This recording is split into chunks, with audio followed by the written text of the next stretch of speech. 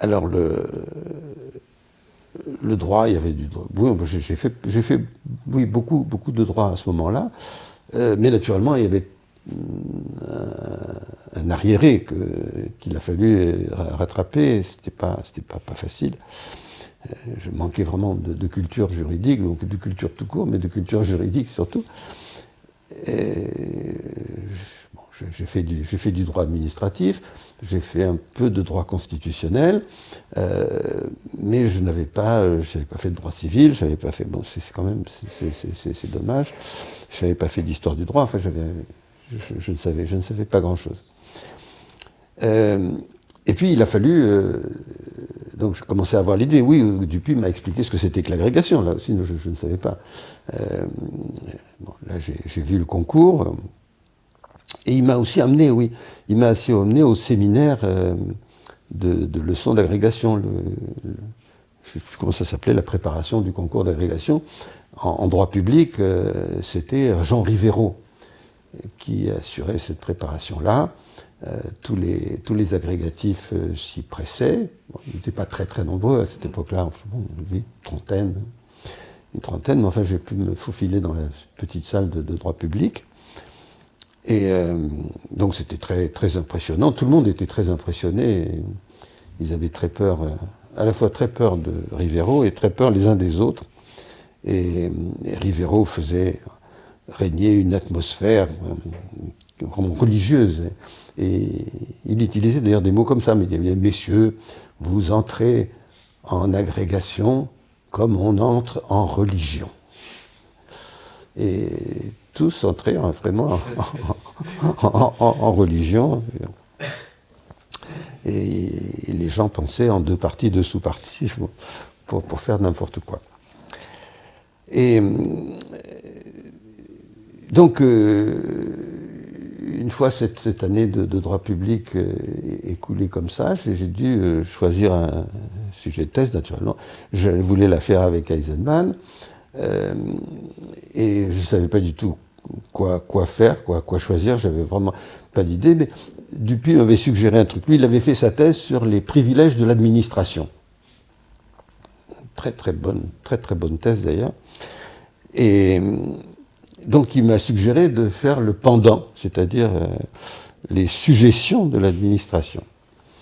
Et puis je suis allé trouver Eisenman avec ça, et non, c'est pas la peine. Mais vous savez, j'ai un sujet de thèse que j'ai déjà donné à plusieurs qui l'ont laissé tomber. Mais que diriez-vous de la séparation des pouvoirs? Alors, bon, oui, pourquoi pas. Pourquoi pas. Je vais donc réfléchir un peu, et puis je vais à la bibliothèque et je prépare un vague plan. Et je vais revoir Eisenman. Bon, il dit allez-y. Mais j'avais pas de plan, enfin, pas vraiment un plan, j'avais une très vague idée. Et j'ai travaillé 1 an sur ce truc-là. Au bout d'1 an, trop tremblant, je suis parce qu'Eisenman n'était pas un homme facile. Enfin, il était très, très gentil d'apparence, mais il était intellectuellement impitoyable. Donc je vais voir Eisenman tout tremblant et je lui montre ce que j'ai fait. J'avais quelques feuillets. Et puis je le revois encore aujourd'hui. Il était très musicien, donc il faisait beaucoup de choses avec le rythme. Il tournait les pages. Et puis, non. Bon, c'était très clair. Il fallait tout refaire. Et en effet, ce que j'avais fait pendant 1 an, c'était un truc sur la séparation des pouvoirs en général, comment faire une meilleure séparation des pouvoirs. Et c'était pas du tout sur la doctrine, ce qu'il voulait, ce qu'il attendait, sans utiliser ce mot-là, parce qu'il n'utilisait pas ce vocabulaire, mais c'était un point de vue métathéorique, et historique en même temps, et méthodologique et historique. Alors j'ai fini par le comprendre. Il m'a très peu expliqué. très très peu expliqué. Mais bon, j'ai lu du Eisenman et j'ai lu du Kelsen et je crois que j'ai compris ça comme ça. Je ne sais pas très bien comment ça m'était, mais je crois que c'est comme ça que je l'ai compris. Et donc j'ai compris qu'il fallait faire ça, qu'il fallait envisager non pas la théorie de la séparation des pouvoirs, ne pas améliorer la théorie de la séparation des pouvoirs, surtout pas, mais que ce qu'il fallait faire, c'était comprendre comment on avait compris la séparation des pouvoirs dans le passé, comment on avait utilisé ces interprétations de la séparation des pouvoirs de façon politique, idéologique, et comment les perceptions et les interprétations avaient changé compte tenu des besoins et compte tenu des contextes intellectuels, et comment ça servait dans la doctrine de critères de classification des constitutions. Et donc, une fois que j'ai compris ça, j'ai pu faire la thèse. Donc, au total, ça m'a pris 5 ans. Et puis, au bout de 5 ans, j'ai apporté à Eisenman ce qui était presque fini. Il manquait que la conclusion. Et donc, il m'a dit, bon, sans voir la conclusion, bon, c'est très bien, continuez, bon, terminé. Et donc j'ai pu, à ce moment-là, j'ai soutenu la thèse, et bon, ça s'est bien passé. D'ailleurs, les soutenances de thèse étaient à ce moment-là très très différentes, parce que c'était un jury de 3 personnes, les 2 autres c'était De Soto et Charlier. C'est lui qui les avait choisis d'ailleurs. Je ne sais pas très bien pourquoi, mais bon, il n'avait lu la thèse ni l'un ni l'autre. Je crois qu'Eisenman était le seul. Et la discussion s'est bien passée. C'est seulement... bon, l'essentiel de la discussion a porté sur une note en bas de page. C'était le point sur lequel j'étais en désaccord avec Eisenman. C'était l'interprétation qu'il fallait donner à la distinction que fait Montesquieu entre la faculté de statuer et la faculté d'empêcher. Et donc je crois qu'Eisenman avait tort sur ce point-là, donc on a discuté. Bon, mais là, ça s'est bien passé, donc nous sommes maintenant en décembre 1967, et là, c'est le moment de passer l'agrégation. L'ambiance universitaire, quand même, un peu, ça serait, je crois, utile. C'est que, bon, pendant que je faisais la thèse, j'étais pas assistant encore. Il y avait ce système de l'assistanat. On était assistant pour 1 an, renouvelable 5 fois au total. Et j'ai pas été assistant tout de suite. D'autres camarades de promotion avaient eu tout de suite des postes d'assistants. Moi pas. Eisenman n'était pas un homme qui pouvait distribuer des postes d'assistants comme ça facilement. Et donc j'ai été pendant 1 an, j'ai été chargé de TD. Et puis au bout d'1 an, j'ai obtenu un poste d'assistant à Lyon. Et donc j'habitais Paris, je faisais la navette, j'allais à Lyon, ce qui n'était pas très, très agréable.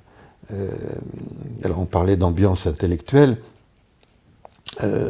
Ambiance intellectuelle, il n'y en avait pas. Il n'y avait pas d'ambiance intellectuelle du tout. Et la faculté de droit de Lyon, à cette époque-là, ça a bien changé depuis, j'espère. Enfin, je sais que ça a bien changé.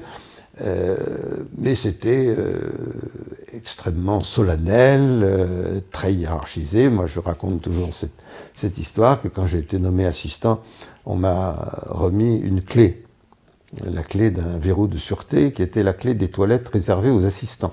Ils n'étaient pas les mêmes que les toilettes réservées aux professeurs, bien entendu.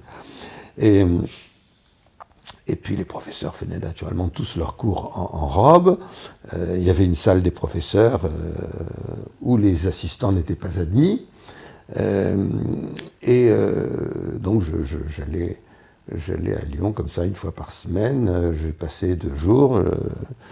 Je dormais dans un hôtel. Et Lyon aussi a changé depuis. C'était une ville vraiment triste, très froide, humide. Bon, elle est restée froide et humide, mais il n'y avait pas d'animation, il n'y avait pas de cinéma, enfin, sauf des cinémas qui jouaient des films en version doublée, de très mauvais films. Bon, c'est une atmosphère très, très, très compassée, très très froide, y compris l'atmosphère humaine, très froide. Pas très agréable. Et puis, au bout de 2 ans, bon, mon sursis arrivait à expiration et j'étais convoqué pour les fameux 3 jours. Et je suis allé faire les 3 jours et j'ai eu, donc c'était la fin de la guerre d'Algérie. À ce moment-là, on avait besoin de moins de conscrits. On réformait à tour de bras et j'ai été réformé. Donc j'avais averti la faculté que j'allais peut-être devoir aller au service militaire. Bon, une fois réformé, j'avertis que je ne vais plus au service militaire. Et on m'a dit, ah, mais malheureusement, votre poste a été donné à quelqu'un d'autre. Donc, plus de poste d'assistant.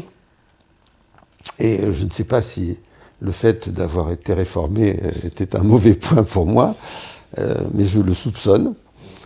Et donc, me voilà sans poste. Mais j'ai pu obtenir à ce moment-là un poste à la faculté de droit de Paris, qui venait de créer à Nanterre un établissement décentralisé. Et j'étais assistant à Nanterre.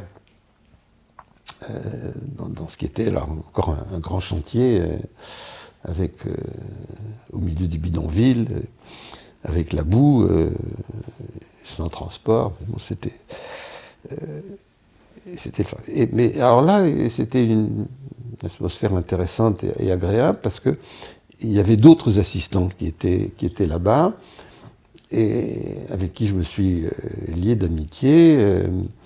Et qui ensuite ont été, avec lesquels on a beaucoup travaillé, avec qui j'ai fait une équipe d'agrégation plus tard. Donc il y avait Jean Vergès, il y avait Jean Combaco, il y avait Herbert Mel, je ne sais plus qui encore, enfin des gens très bien. Et donc ça c'était agréable et intéressant. Et puis, et là, je faisais des TD de droit administratif, donc j'ai fini par apprendre du droit administratif. Et ça, c'était bien. Je faisais aussi un peu de droit constitutionnel, mais pas beaucoup. Et surtout que le professeur de droit constitutionnel, le professeur de droit constitutionnel pour lequel je faisais des TD à Lyon était Jacques Cadard, dont De mortuis nisi bene. Bon, je n'en dirai pas plus. Et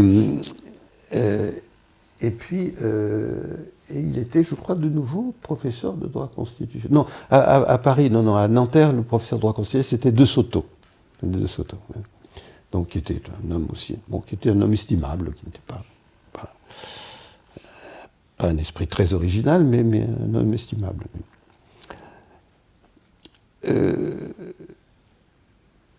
Alors, on parlait d'atmosphère intellectuelle. Pendant ce temps-là, quand je faisais ma thèse, je le faisais à la Bibliothèque nationale, qui était encore rue de Richelieu. Et là, j'avais plusieurs amis que je voyais tous les jours, puisqu'on allait tous les jours à la bibliothèque, on déjeunait ensemble, et qui connaissaient d'autres personnes. y compris alors parmi ses amis, il y avait Pierre Birnbaum, qui est devenu sociologue et historien surtout maintenant. Il y avait Miguel Abinsour, alors que j'avais connu dans le DES de droit public, parce qu'il était juriste à l'occasion, avec qui nous sommes devenus vraiment très très amis, on était très très proches, et qui lui avait une très bonne culture philosophique et une très bonne culture historique, et qui était très à gauche, et qui fréquentait beaucoup les historiens, et notamment les historiens marxistes, et qui m'a présenté Soboul, par exemple, et puis, je ne sais plus où, j'ai aussi fait la connaissance de linguistes, d'autres historiens. Donc c'était, comme on était là-bas, on fumait à l'époque. Et on ne pouvait pas fumer dans la salle de la bibliothèque, donc on sortait fumer dans le square Louvois, qui se trouve en face. Et puis on parlait, et on apprenait des choses en tournant autour du square. Et donc c'est comme ça que j'ai fait aussi la connaissance de François Furet, de Denis Richet d'abord, et de François Furet ensuite, et qui venait de publier les deux gros volumes de l'histoire de la Révolution. C'est pas histoire, ça s'appelle la Révolution française, je crois. Donc tout ça, c'était une atmosphère vraiment très, très, très intéressante. Il y avait encore à ce moment-là les conflits entre les marxistes, les non-marxistes, dans l'interprétation de la Révolution, mais dans beaucoup de domaines, et ça clivait vraiment tous les milieux, se clivaient entre marxistes et non-marxistes.